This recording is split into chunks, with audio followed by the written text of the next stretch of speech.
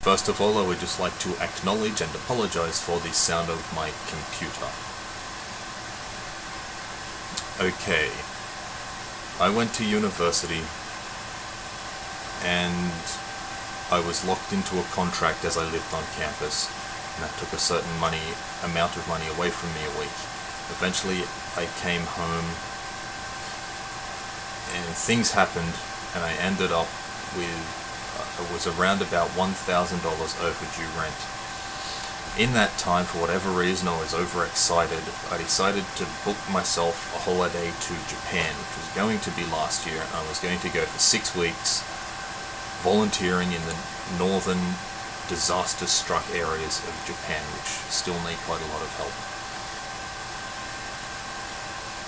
So, panicking, knowing I wouldn't be able to, that was also in study period, that I wouldn't be able to fulfill that, I moved my flights to March 27th, and I'd come back on the March 31st at 27, 28, 29, 30, 31. 4 days isn't really that long. I'd like to go for maybe a minimum 2 weeks. Just the other day, I don't know if I should have moved my flight or not, but I've now pushed the going to Japan flight. At the time I didn't have the money to book a 2-way flight, so I booked one one-way flight there and one one-way flight back at 2 separate times. So I now have 2 different flights, and I've rung up Jetstar and asked them to put them on the one booking, and they can't, because they're hopeless, lazy idiots. Sorry, I just cannot reconcile with the term can't. To me, can't is I don't want to. There's a difference between you actually, like, I can't fly. I can't physically, jump up into the air and I'm flying around like Superman. I actually can't. But they just couldn't be bothered figuring out how to tweak their system to make it so 2 different flights are going and are coming are on the same itinerary. It's within the realm of possibility. They just couldn't be fucked figuring out the best and most efficient way to be able to do that. So that was a tangent, sorry about that. So the other day, knowing that I just wouldn't have any money in that 4 days, and you want to have a decent amount of money so you can have a decent experience, right? I have pushed the going to date back to November 5th.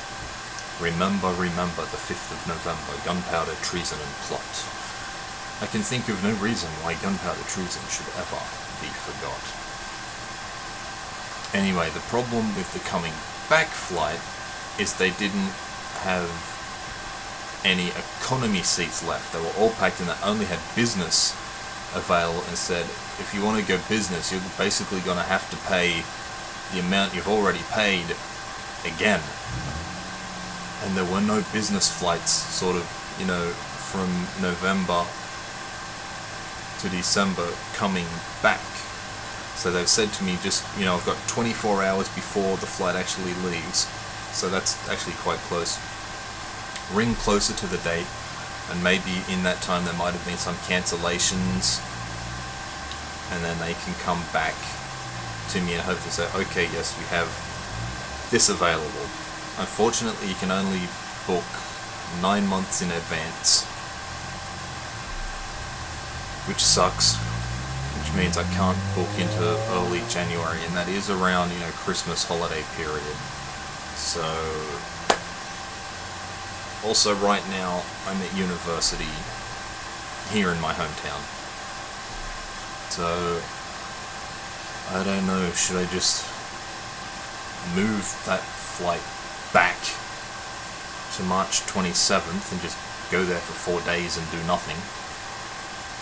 Or should I patiently wait and maybe even save up that money? Again, this is why you, me, everybody needs to be rich, so we can just do these things like that and not even worry about, what about this date and the money that I have on that date. So get rich now. Start making plans to get rich now. Set yourself a deadline. December 25th, 2015, for example. By this date, I will be a multi-millionaire. That's your goal. Oh, you don't have to set it to that date. That's just my date. So, what do? Do I change my flights? Do I leave my flights? Do I cancel them all together and just surrender those hundreds of dollars I've already paid